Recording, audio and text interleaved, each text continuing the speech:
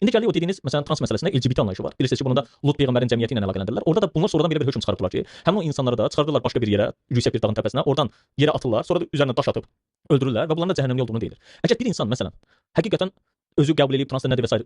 biz İslam olaraq, İslam daha doğrusu onun əməllərinə baxır. Onun elədiklərinə baxır. Əgər bu adam həqiqətən insan olaraq Allahın buyruqlarına görə yaşayırsa, kim qarantiya verər ki, bu cəhənnəmlikdir və ya da cənnətlikdir? Allah Subhanahu və Teala Lut qövmünün əməlini də necə bilirsiniz? Nədir onların əməlləri?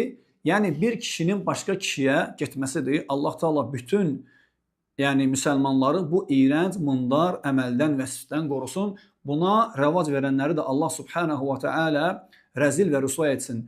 Deməli, bu iki əməlin ikisi də haramdır. Deməli, birinci siğəyə haram olan ayəni qeyd elədik. İndi isə kişinin kişiyə necə deyərlər, yaxınlaşmasına, haram olmasına Quran-ı Kərimdən sizə oxumaq istəyirəm. Deməli, Əş-Şura surəsi 165-ci ayə və 166-cı ayədə Allah Teala buyurur ki: "Ətətunəz-zukrana minəl-aləmin." Doğrudanmı siz insanlar içində ancaq kişilərə yaxınlıq edir?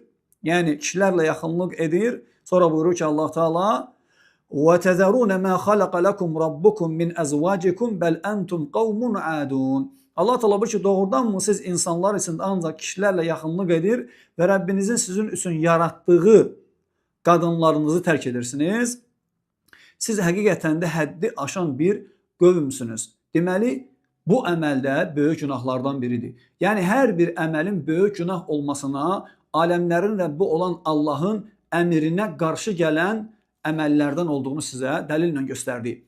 Deməli, nədənsə Elşad Miri siğənin haram olmasında israrlı şəkildə durur və deyir ki, siğə haramdır, siğə olmaz. Sonra deyir ki, siğədə problemlərdən biri odur ki, məsələn, orada şahidlər olmur, orada vərəsəlik yoxdur, yəni miras yoxdur, həmçinin iddə müddəti gözlənilir. İddə müddəti nədir? Yəni bir qadın yoldaşından boşanandan sonra onun bir neçə aylıq gözləməsi və s. bu kimi şeylərdir, bunlar yoxdur. Həmçinin siğədə bir adamın özünə rəva bilmədiyi əməl var siğədə. Yəni, məsələn, bir kişiyə sual versən ki, məsələn, sən başqasının qadını ilə siğə edirsən, sən istəyirsənmi bunu kimsə sənin qadınınla etsin? O da deyir ki, yox, istəmərəm. Elşad Miri deyir ki, həmçinin bu da pis əməldir ki, bir adam istəməz ki, kimsə onunki ilə etsin, o da niyə başqasınınki ilə edir? Bunları deyir və sonra bəzi şeyləri danışır. Sonra deyir ki, siğəyə dindarlar, din adı verib, din adı altında bu əməli, iyrənc əməli edirlər. Deməli, bunu belə, necə deyim, günah olduğunu insanlara çatdırır. Bu məsələdə düz deyir, bəli, bu tam belədir.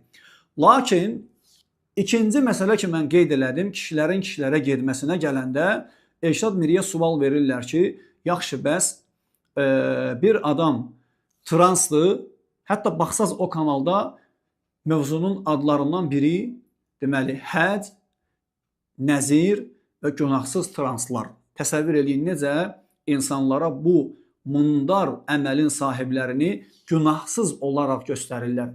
Elşad Miriyə deyirlər ki, bir adam deməli transdır, hətta orada o jurnalist dünyada böyük bir faydalar qoymuş, yəni hansısa əməlləri eləyib indi güya o da dünyada. Lakin o adam, kişilərin kişilərə getdiyi adamlardandır.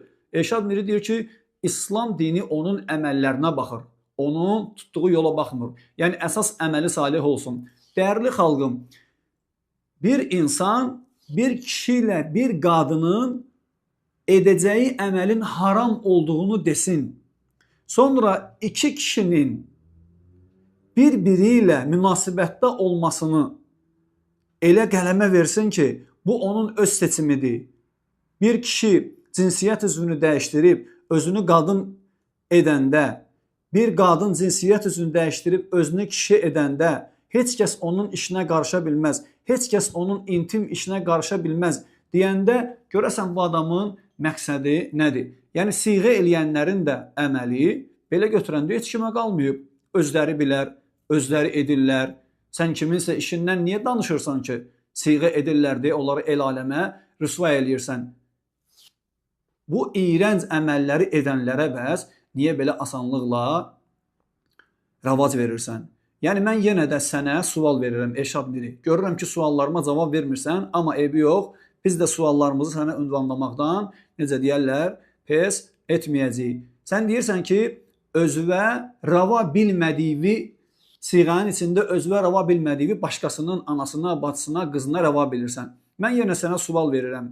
Məgər sən bu qeyd elədiyin, siğədən əlavə olaraq qeyd elədiyin əməli özünə və özünkülərə rava bilərsənmi? Siğəni haram edib buna asan şəkildə icazə verirsən, deyirsən ki, heç kimin işinə qalmayıb, heç kimin qarışa bilməz onlara. Yəni bunun sirri nədədir? Bunun sirrini kim bilirsə dəyərli xalqımız, dəyərli həmvətənlərim, bizə də zəhmət olmasa deyərsiniz.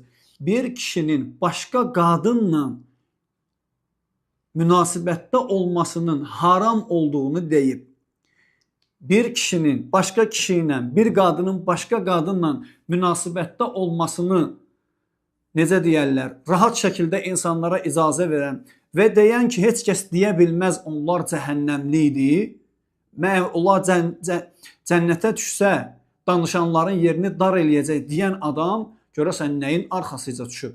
Kim bilirsə, bunu da bizə izah eləyər. Dəyərli xalqımız, bu insan bizim evladlarımıza, bizim özümüzə baxın belə iyrənc məsələlərdə rahat şəkildə yol açır. Allah Taala belə insanları rəzil və rüsva etsin. Həmçinin biz eyni zamanda deyirik ki, Allah Subhanahu və Teala ədalətlidir. Allah ədalətlidir. Kimlərin ki balaları belə azğın insanların sözləri və fətvaları ilə bu yolu seçib və ya bu yola düşmək istəyiblər, sadəcə necə deyərlər, ürək eləməyiblər, düşsünlər. Sonra belə Elşad Miri kimi azğın, dinsiz dəvətinin ucbatından belə yollara düşüblərsə, biz inanırıq və gözləyirik ki, onların valideynlərinin bədduaları Elşad Mirinin necə deyərlər, başında çatlayacaq. Rəbbimiz olan Azza və Cəllə Allah Taala ondan da bunu çıxardacaq. Bunu onun öz başına gətirəcək. Allah Taala ədalətlidir. O inkar eləsə də Allah Taala zuntiqam, intiqam alandır. İntiqamını Allah Subhanahu və Teala alacaq ondan. Bütün xeyirlər Allahdandır. Velhamdülillahi Rabbil alemin.